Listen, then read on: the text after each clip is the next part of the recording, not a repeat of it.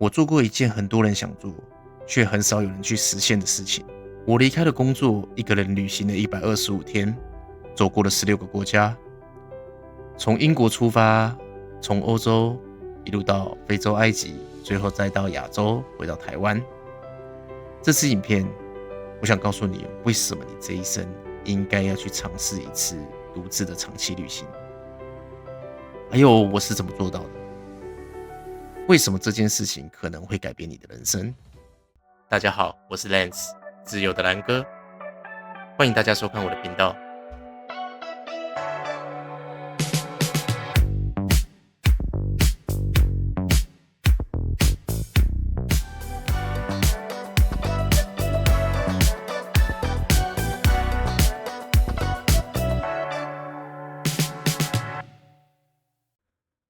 首先呢，很多人都会问我说是怎么做到这件事情的。其实这件事情还蛮有趣的，因为大多数的人不是问我说我为什么要做这件事情，而是先问我怎么做到这件事情的。其实这也证明了一件事情，可能大多数的人都有过一个人长期去某个地方旅行的想法，但可能遇到某些困难，他没有办法去做这件事。然后呢，心中一直放着一个遗憾或一个疑问，很像人生有一件还没做完的功课或做一半的功课，就一直放在那边，你没有去完成它。那首先跟大家分享一下为什么我会有这个动机。在有这个念头之前的我，其实跟很多普通人一样，每天都是过着上班、吃饭、下班，偶尔忙一点自己的事情，2点一线的生活。但是呢，直到有一天，我突然得了一场大病，那是一个跟心脏有关的疾病。先讲结果，后来当然是治好了。但那一次的生病让我突然想到一件事情：如果那一天我就这样走，那我是不是还有很多想做的事情还没有做，想看的东西还没有看，想吃的东西还没有吃？我的人生不应该只有工作跟回家而已。在那一天起，我的价值观发生了一个蛮重大的改变。我开始反思我自己原本的生活。我觉得我的生活不是说什么都没有做，但就是被什么东西限制住。这时候我才发现，我一直活在别人的期待之下。我活在上司对我工作上的期待，我活在父母对我未来上的期待，而我把这些期待当成了我自己的期待，导致我忧虑着现在，然后焦虑着未来。所以一直没有办法真正思考自己到底想做什么。所以我在那时候一直在想，如果我不趁现在去看看这个世界，做一些我想做的事情，那我什么时候才要去做？等到幸运的退休吗？到那个时候我还走得动吗？我还背得动背包吗？我这辈子还没有当过背包客，甚至狠一点的，我那时候还活着吗？于是呢，我排除了很多反对的声音，做了一个很多人觉得很疯狂的举动。没错，我离职了，我放弃了100万年薪，然后呢，我买了一张飞往爱丁堡的机票。在那里，我开始了我人生第一场冒险。那一年，我30岁。这趟背包客自由行是我第一次一个人到欧洲旅行，从计划、订房到买票，我全都靠自己摸索。大部分的时间我都是一个人旅行，当然啊，到了每个城市都会跟不同国家的人接触。那时候我的英文并不是很好，所以我很幸运，我遇到的人都对我非常有耐心，很感谢他们包容我的破英文。大多数的时间我都会在欧洲的城市里面闲逛观光，然后看看城市的风景，观察当地人跟在地不同的文化。经常有人问我说：“你去过欧洲这么多个国家，那你最喜欢欧洲哪一个国家？或者是说，哪一个国家最适合自由行？”但我觉得这个问题不是很好的一个问题，他没有问到那个问题的核心。没有一个国家是完美的，但它一定有属于它自己的特色。关键在于你能不能享受跟接受当地的文化特色。像是如果他问说，你认为欧洲哪个国家对食物最讲究？那我会说绝对是法国。法国对食物用心的程度真的超乎我想象。我在米其林餐厅用餐的那些料理，我真的觉得可以用艺术品来形容它。那与之相比，像英国常常被人家调侃说是国际上的美食沙漠，但是你实际上去了一次之后，你就会发现，那边还真的是美食沙漠。我要在你身上烙下败者象征的难吃印。那边大概比较有名的就是炸鱼薯条了，但是你吃完英国的炸鱼薯条，你就会发现，那还真的就是炸鱼加上薯条，就是你可以想象出来的那种味道。那其他食物呢，也真的是一言难尽。我要在你身上烙下败者象征的难吃印。但你要知道啊，英国的食物对我来说本来就不是它的优势，顶多算它的特色。英国它有它自己独有的气质。英国的音乐剧跟它的阶级风格是我在欧洲最喜欢的一个国家。那个音乐剧我看过一次就让我永生难忘，而且我认为这一生必须得再去一次。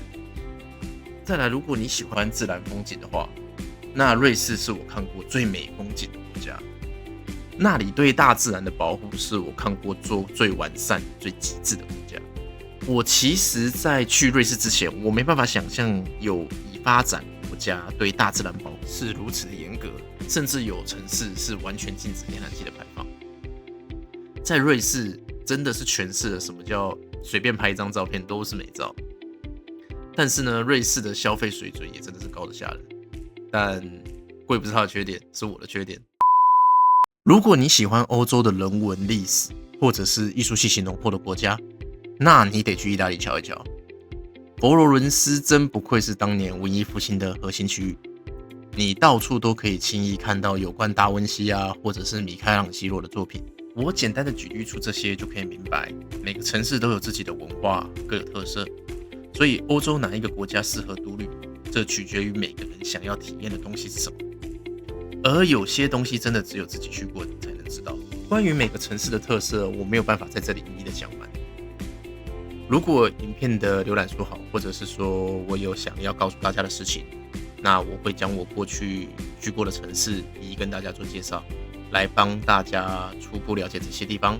我们来做个数位浏览。我也想借由我亲身的经验，来帮助想长期独自旅行的人，或者是还没去过这些国家的人，帮大家少走一些弯路。我没有特别厉害，但我只是提早比大家先走了这一步。在后续的影片中，我会把每个城市做一些介绍，我会把我踩过的一些坑，或者是我认为要做的一些事情，还有一些体验非常良好的东西，我会跟大家做分享，给大家去做个参考。最后我讲讲长期独自旅行的心得。一个人旅行，你一定会遇到很多事情，有时候会迷路，有时候会被坑，有时候会语言不通。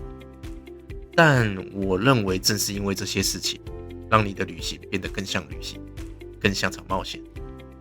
有时候会遇到陌生人来帮助你，有时候也会遇到陌生人想骗你，有时候也会中途遇到旅伴，这些我都有经验。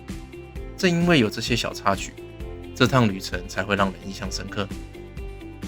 你可能会在一个小城市里面发生一些小事，但这些小事可能会让你记得很久很久，甚至记得一辈子。有些人担心长期独自的旅行会让人感到孤独，我得说这的确会有，尤其是在第一个月的时候特别严重。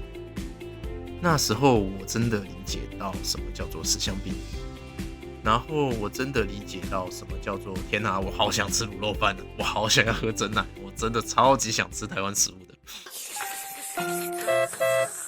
但到1个月后呢，这种感觉会慢慢消失，取而代之你会有一种自由的感觉。你会慢慢发现在你身上的习惯，而在心灵上可以限制你的东西慢慢消失了。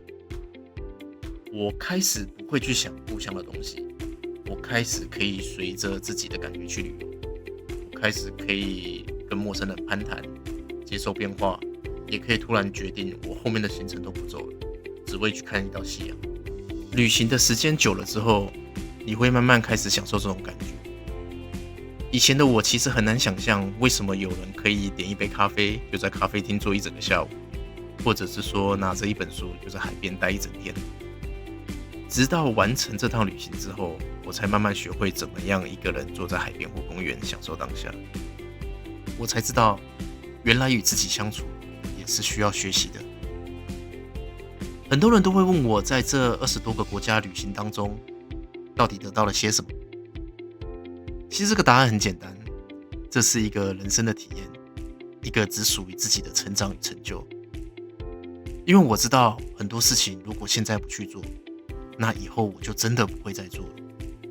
等到未来我可能会结婚，会有小孩，或者是父母年纪大了需要我照顾，那我问我自己，我还能像现在一样说走就走吗？还有另一件重要的事情是，我认为在不同年纪做一样的事情，你所收获的体验是完全不同的。你在18岁或30岁，或者是60岁，你在独自旅行当中得到的人生体验是完全不一样的。你越早去做这件事情，它对你的人生的影响就会越深刻、越久远。再来，独旅第二个最直接受惠的是你的语言能力，因为是独旅嘛，所以你所有的事情你都必须自己处理。你得学会怎么用英文跟外国人沟通，怎么用英文去表达你的想法。老实说，我出发之前我的英文并不怎么好，我连全民英检初级的考试都没有考过，我甚至连高中英文还有被当过。那当时我欧洲进入的第一个国家就是英国的爱丁堡。你要知道，那个英国北部的那口音是真的非常的重，我甚至一度怀疑我以前学的英文是不是假的。May I take your order? Right. So, can I please have a tomato sandwich with aubergine, courgette, a packet of crisps and a bottle of water? Cheers, mate. Oh, and a cookie for pudding.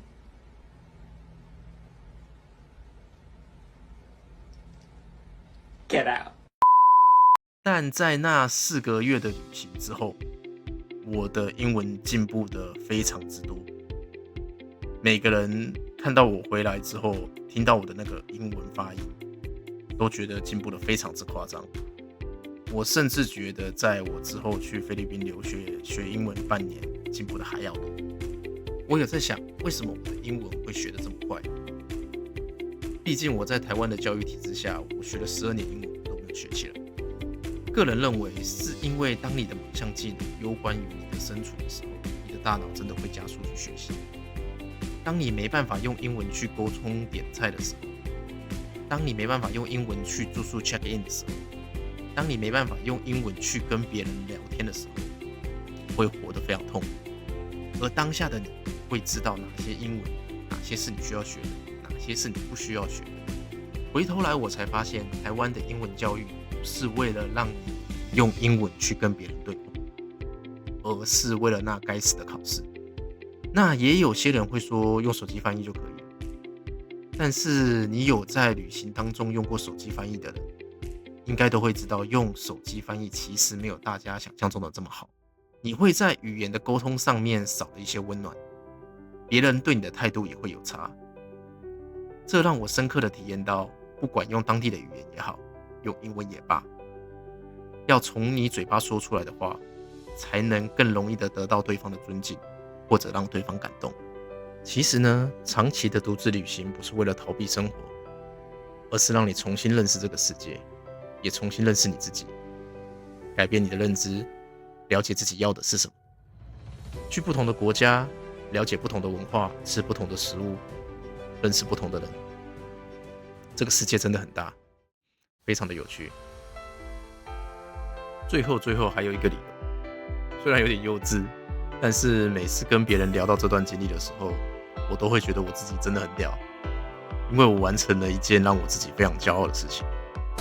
如果你们各位也有一个长期独自旅行的一个梦想，但是还在犹豫或者是害怕，那请你把这支影片存起来，希望哪天等到你不经意的时候再看到这支影片，或许它会让你鼓起勇气踏出那改变人生的第一步。那今天就到这里啦，各位下次见，拜拜。